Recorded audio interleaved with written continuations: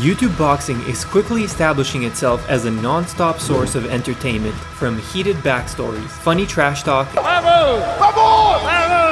and aggressive knockouts. It really is bringing boxing to new heights. Today, we count down the top 5 best fights in YouTube boxing. Let's go. Number 5. Jake Paul versus Nate Robinson. While this fight isn't the highest in terms of skill or boxing IQ, what it lacks in that department, it makes up for in terms of amazing knockouts and never-ending memes. At this point, YouTube boxing wasn't nearly as established as it is today. All the fighters were seen as a bunch of kids who had no idea how to fight, making a mockery of the sport. But that was about to change real quick. Jake Paul showed exactly what happens when an untrained individual, be it an athlete, goes up against a trained one, a ticket to the shadow realm. Nate initially had no respect for Jake in the ring, rushing forward every chance he got, leaving many openings. This ended up in lots of clinches before Jake figured out how to make him pay. A perfectly timed overhand right immediately after Nate's jab. The rest of the fight was no different. Nate rushing forward with no defense, and his second knockdown was almost exactly like the first, an overhand right immediately after the jab.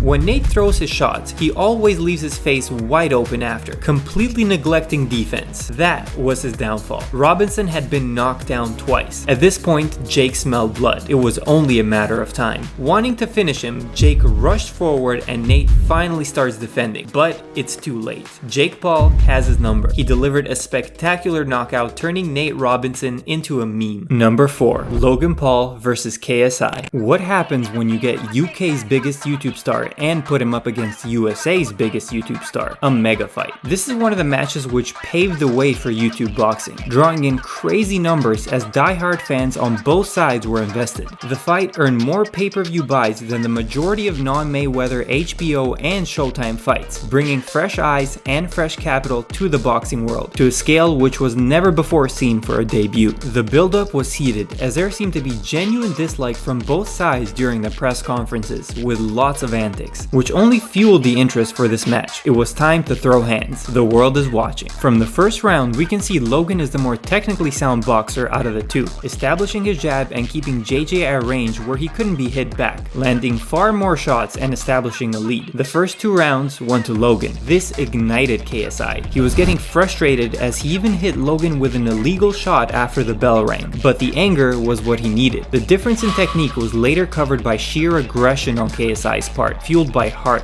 JJ realized he had to close the distance on him if he wanted to land anything, and he did exactly that. Fatigue started to kick in for Logan Paul, as he is the bigger, more muscular guy, and KSI capitalized, rushing forward and landing some devastating power shots with mean intentions from closer range. Logan couldn't keep the distance as effectively anymore. He was starting to wear out, but KSI didn't do enough to put him away. The fight was really close, and it rightfully ended in a draw. It had public interest, high stakes, entertainment, and good boxing, deserving its spot on this list. Number 3. Slim versus Ryan Taylor. Nothing makes a fight more entertaining to watch than genuine beef between the fighters. This match had much more than just a win or a loss at stake for both fighters. Their pride was on the line. What started as a friendship quickly turned sour between these two, which eventually resulted in a fight outside of a hotel lobby, where Ryan Taylor and his coach, an MMA fighter, ambushed Slim and his friend. This gave Slim permanent eye damage with the risk of losing his vision. The situation was serious. Slim had the option to sue Ryan, but that's not the route he took. He decided to take his revenge in the ring. Ryan had been suspended from boxing due to previously headbutting an opponent on purpose. In order for this fight to go through, he needed to pay a fine of £5,000 to the Professional Boxing Association, which he did. The build-up was as heated as it gets, with Ryan even talking about Slim's mother. Bro, even if I bareback your mother, I wouldn't pull out. It wasn't just a boxing match, it was personal. Slim was a heavy favorite going into this fight. His boxing resume was impressive, with 4 wins and 4 knockouts to go with it. Ryan's past performances paled in comparison. All had been set. It was time to fight. Slim initially takes control of the middle of the ring. His style is to use a lot of feints in order to overwhelm his opponent and see how he reacts to certain movements. His arm span is long, so he prefers to fight at a distance. Initially, his attacks would would end up in the clinch. Ryan used this in order to tie him up and negate any further combos, but the difference in skill eventually started to show as Slim started to pick Ryan apart, landing while pressuring him and also while being pressured on the back foot, something not many people can do. The second round was no different. In fact, it was more decisive for Slim. He landed shots slipping out of clinches and used Ryan's pressuring momentum against him with a huge overhand right as a counter to Ryan's hook. It landed flush. Ryan was able to eat the shot, showing an impressive chin, but it was clear his skill wasn't on Slim's level. The domination continued and Albahar kept picking Ryan apart from a distance. He was angry, but there wasn't much he could do. With his nose gushing blood, it was getting hard for him to breathe. Ryan did have some moments in the fight, like here when he slipped a punch and countered beautifully with a right overhand from the inside. Slim was starting to look tired at this point. Ryan was able to notice, and he used this chance to pressure forward, landing a nice right hook from the clinch. But Slim wasn't going away that easy. His IQ showed yet again as he threw a beautiful hook while moving his head off the center line, which made Ryan's hook miss and his land flush. Continuing the momentum, Slim found success again at a distance, making it a clear victory of the second round. The rest of the fight was more or less the same. Slim was dominating, but he wanted a knockout. Winning on points did not satisfy him, so on the last round he gave it all he had and tried to put Ryan away, but his chin was made out of iron. Taylor ate everything Slim was dishing out and refused to go down. The match ended with a victory for Slim, and his revenge was served at last. Number 2. Austin McBroom versus a Nissan Gibb. While this fight didn't have bad blood or history, what it did have was amazing boxing. Styles make fights, and here we saw exactly that. McBroom is more of a counter puncher, and Gibb is a pressure fighter. That alone gave lots of potential to this fight, and it definitely delivered. Let's break it down. In the first round, we saw exactly what we expected. Gibb kept control of the ring, backing Austin away, and threw lots of jab feints with his lead hand to set up combinations, also trying to overwhelm his opponent with them. But this is exactly what Austin wanted. He let Gibb come forward, parried the lead hand, and threw lots of jab feints of his own, making him think he's trying to land the jab. He then blocks Gibb's lead hand, but Gibb realizes this is a setup for an attack, and he was right. A Nissan guards against a jab, which McBroom has been trying to land before, and that's the perfect opportunity to go around the guard with a lead hook. After it lands, Gibb seemed too stunned to adjust, keeping the same guard, which gave Austin the chance to follow up with another hook on the opposite side, successfully countering the guard twice and knocking Gibb down. McBroom had gained a Nissan's respect, as after this happened, we saw Austin controlling the ring for the first time, and Gibb was hesitant to rush in, but that all changed after. Realizing he's playing Austin's game, Gibb changed things up. He made the fight ugly and turned it into a brawl inside the pocket, where he knew Austin wasn't comfortable. He initiated as many exchanges as he could, getting the better of all of them, slowly beating McBroom physically and mentally, until eventually he delivered the final knockout blow in round 4. It's rare to see this level of fight IQ in YouTube boxing. This fight has a beautiful adjustment of strategy from a Nissan Gibb, a great comeback, and lots of wild exchanges, earning its number 2 spot on the list. Before we reveal the number 1 fight, here is an honorable mention: KSI versus Pineda. As much of a mismatch as this was, it has to be mentioned for the memes it delivered. Pineda was complaining the whole fight for perfectly legal shots, which he claimed were to the back of his head, and they weren't. That, along with how one-sided the match was, made Pineda a fan favorite, spawning memes left and right, and even giving him the title of